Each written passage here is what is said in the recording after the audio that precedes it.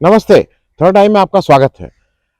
आज मैं जम्मू में हूँ और कल यहाँ पहुँच गया था। मुझे ऐसा लगा कि एक जो महायज्ञ जिसको कह लीजिए, देश में हो रहा है, भारत जोड़ो यात्रा, उसमें मैं शिरकत नहीं किया था और कहीं न कहीं मुझे ये एक जैसे ये लग रहा था कि एक बार वहाँ जाना ज़रूर चाहिए। उसके अलग-अलग लोगों का था कि जाओ, मत जाओ। कुछ लोग कह रहे थे कि नहीं भई, पत्रकारों को साथ नहीं चलना चाहिए, तो पत्रकार अलग-अलग ओपिनियन थे। लेकिन फिर मुझे लगा कि मैं पत्रकार होने से पहले एक भारतीय नागरिक हूँ और मुझे ऐसा लगता है इस समय जो देश के सामने हालात हैं, उसमें नागरिक के होने के नाते मैं अपना एक दायित्व कह लीजिए या कर्तव्य कह लीजिए, क्योंकि मैं इस समय जिस मुकाम पे हूँ, मुझे लोगों को डर है। कोई इसलिए नहीं जा रहा है कि भई लोग तंग करेंगे या अलग-अलग संस्थाएँ वो तंग करेंगी। कोई इसलिए नहीं जा रहा है कि उसका प्रमोशन नहीं होगा, अलग-अलग रीज़निंग है।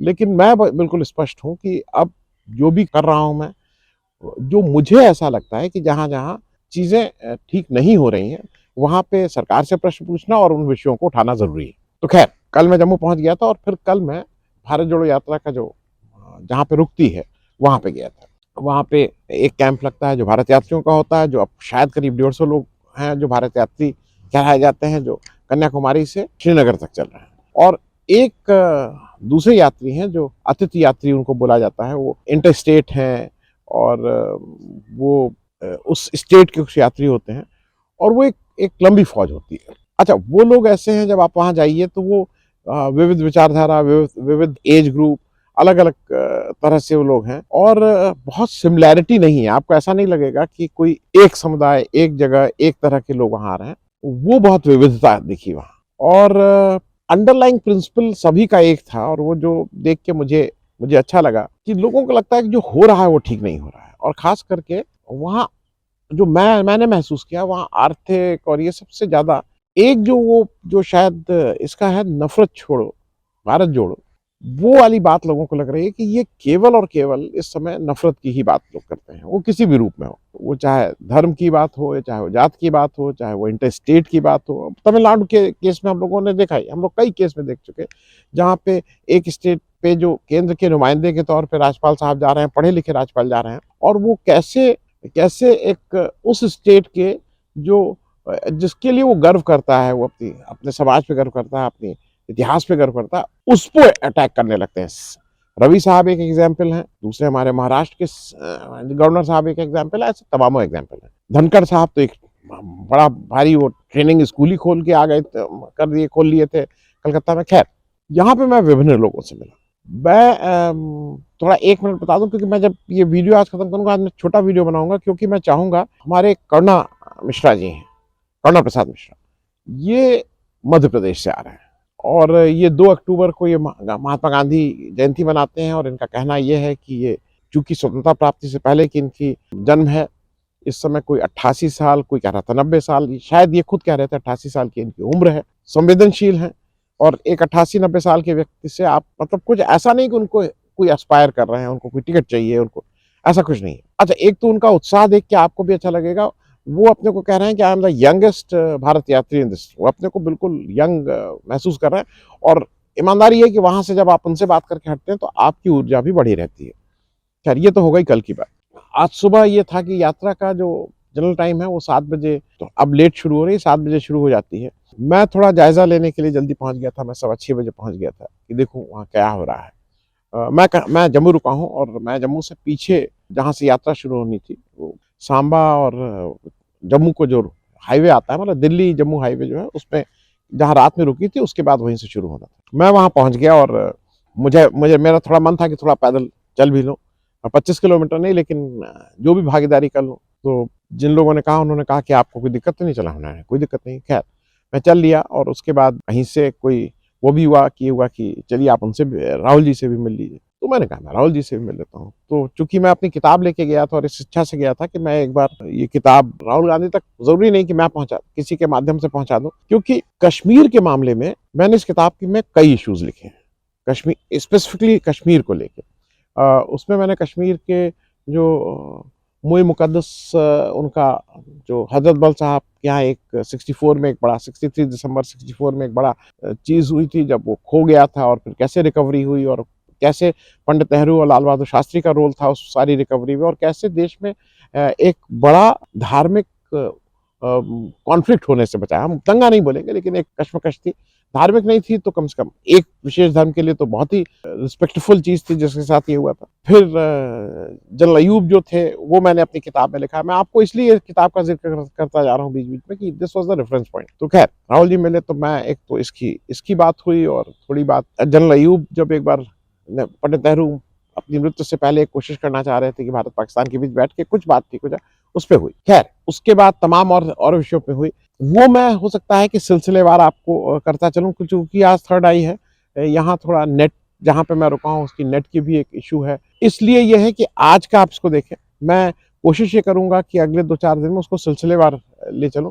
लेकिन एक और जगह का मैं जिक्र कर दूं। मैं आप सब लोगों से मेरा आग्रह है कि मुझे ये नहीं पता था, और मैं अपने को ये मानता हूं कि मुझे कम से कम बॉर्डर का, डिफेंस की, बहुत से चीज़ों का एक आम आदमी के हिसाब से मेरा थोड़ा इंटरेस्ट है। मैं ये नहीं कहूँगा कि मेरे भाई और मेरे जो बहनोई हैं उनकी वजह से तो वो फौज में थे, अब तो दोनों लोगों अब नहीं रहे। प्राइमरली मुझे मुझे वो जानकारी अच्छी लगती है। तो आपको सुन के एक आश्चर्य होगा कि जम्मू शहर से 25 किलोमीटर पे पाकिस्तान बॉर्डर है, और श्रीनगर से करीब 200 किलोमीटर पे पाकिस्तान बॉर्डर है। लेकिन अगर आप बात करें तो आज सब लोग कश्मीर समस्या है, वो जम्मू के बिल्कुल मतलब it is just sitting there, और बीएसएफ उसको हैंडल करती है, मतलब बीएसएफ वहां गार्ड करती है। उस पॉइंट से 11 किलोमीटर पे सियालकोट है, मतलब जितनी दूर हमें जम्मू से वहां पहुंचने में लगी उससे आधे से भी कम समय में वहां पहुंच जाएंगे। उस जो गांव है उसका नाम सुचेतगढ़ है, और वो लोग खेती कर रहे हैं। वहाँ बहुत अच्छी खेती हो रही है, और वहाँ का एक बासमती राइस RS4 के नाम से है जो वहाँ लोकल बासमती है, और जिसके बारे में जो एक वहाँ के लोकल विलेजर से बात हुई, उसने कुछ छूट, उसके पास थोड़ा सा वो था, उसने कहा नहीं इसको आप एक बार ले जाइए अपनी तरफ से, वो उसको गिफ्ट। लेकिन ये हुआ कि नहीं हम, अगर आप पैसे नहीं लेंगे तो हम नहीं लेंगे, तो थोड़ा सा लाए हैं, देखें क्या होता है। एक ऑफ द कफ मैं बता दूं, सुचेतगढ़ में सबसे अच्छी अजीब सी बात ये लगी, वो जो सुचेतगढ़ विलेज, उसके बाहर एक बोर्ड लगा हुआ है कि ऑर्गेनिक विलेज है, लेकिन उसी बोर्ड के नीचे यूरिया छिड़कता, बड़ी अच्छी खेती होती है, और आपको वो बॉर्डर पे ऑन द बॉर्डर ले जाते हैं। मतलब अगर 10 कदम गिन के 10 कदम अगर चल देता तो मैं पाकिस्तान की धरती पर होता।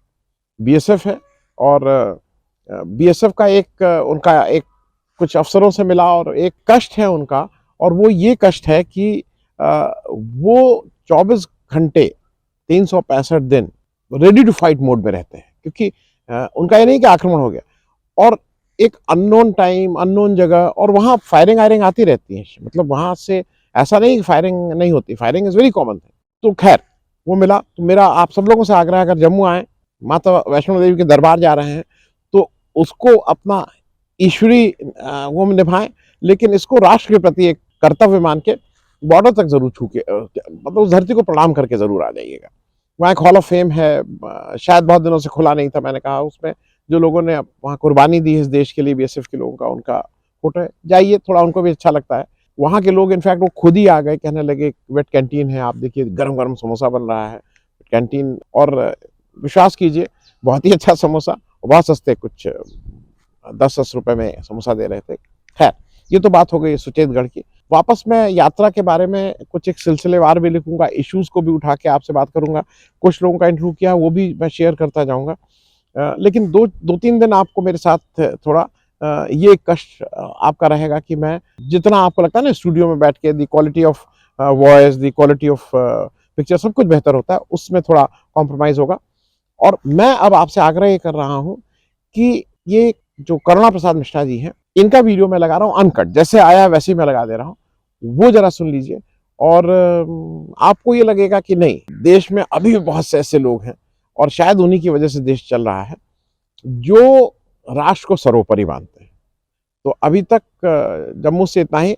मैं श्रीनगर भी जा रहा हूँ, मतलब मैं श्रीनगर यात्रा से संबंधित है, मैं वैसे जा रहा हूँ, कोशिश हूँ 2-4 जगह और जाऊँ, कुछ ऐसी जगह जाऊँ जहाँ पे आपको उससे उस जगह की चीज़ों से वाकिफ कराता रहूँगा। Thank you so much, thank you. मैं आज वही सांबा के कैंप में फिर से खड़ा हुआ हूँ, जहाँ पे जम्मू से करीब 30 किलोमीटर पहले यात्रा रुकी हुई है। आज सुबह से आप 8 बजे से चलना शुरू हुए, और करीब 1 बजे आप लोगों ने विश्राम लिया है। अब यात्रा आज विश्राम कर रही है।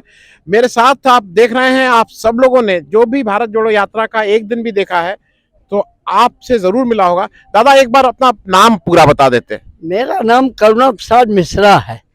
मैं मध्य प्रदेश में सीधी जिले का ग्राम मड़वा का विधानसभा चुरहट के रहने वाला व्यक्ति हूँ।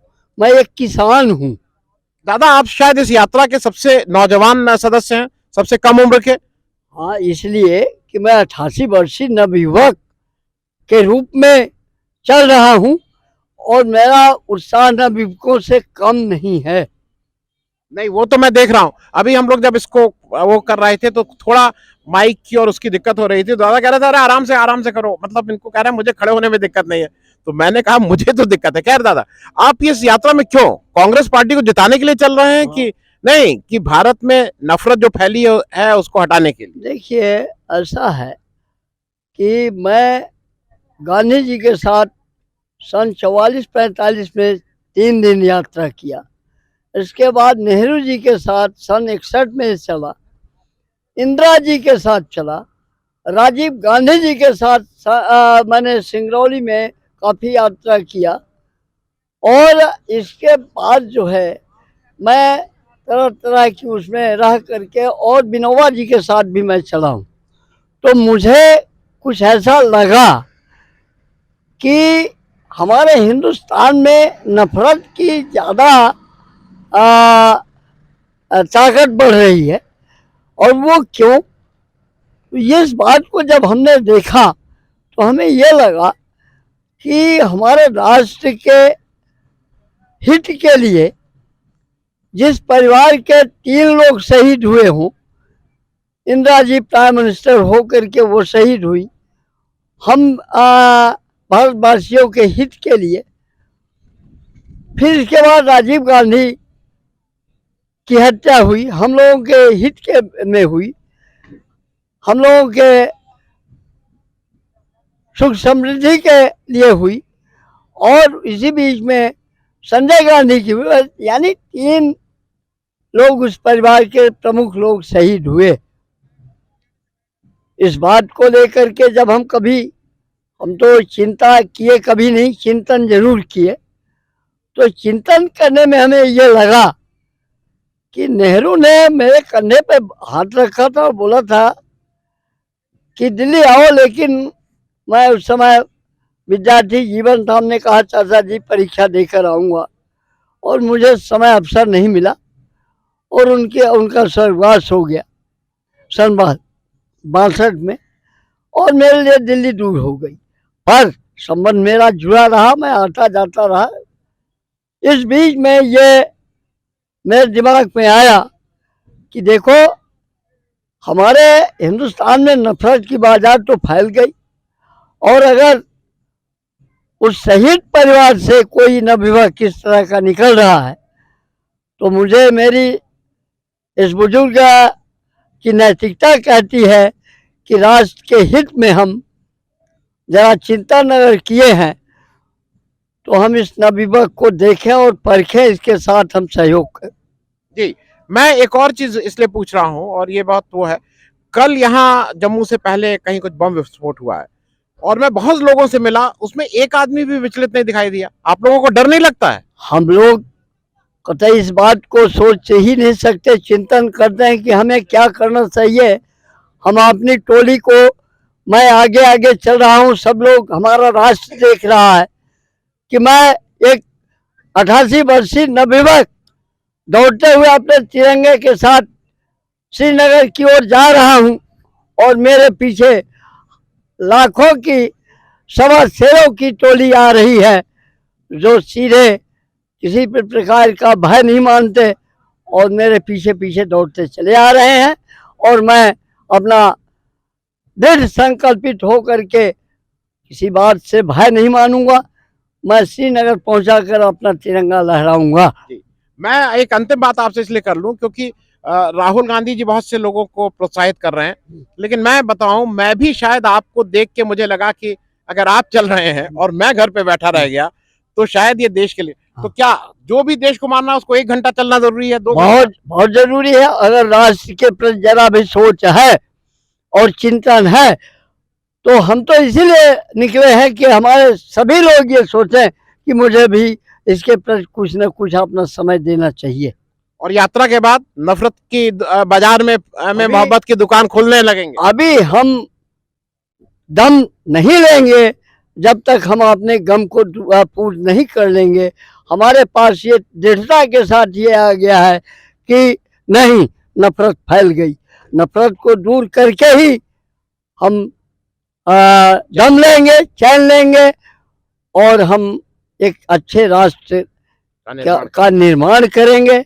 और वो केवल कांग्रेस में ही है। तो कांग्रेस में अगर हमारा नवयुवक जो कन्याकुमारी से कश्मीर तक खिलते जा रहा है, मैं तो कपड़ा पहना हूं, मेरा बेटा राहुल गांधी पीछे पीछे वो एक टी शर्ट में आ रहा है जो सत्य, अहिंसा, प्रेम, भाईचारे को बांटते हुए लेकर के सत्य के कवच को ओढ़ करके जा रहा है। यह मुझे गर्व है। हम लोगों को गर्व होना चाहिए कि हम ऐसे नवयुवक को लेकर के ये हमारे बीच में पैदा हुआ, हमारा है, हम इसका साथ दें और आगे बढ़ें। बहुत बहुत धन्यवाद बात करने के लिए। और हम सब लोगों की प्रार्थना है और यह है कि जो भी आपके मन में हो, आपका आशीर्वाद बना रहे इस राष्ट्र को, हम सब लोगों को। बहुत बहुत धन्यवाद। धन्यवाद।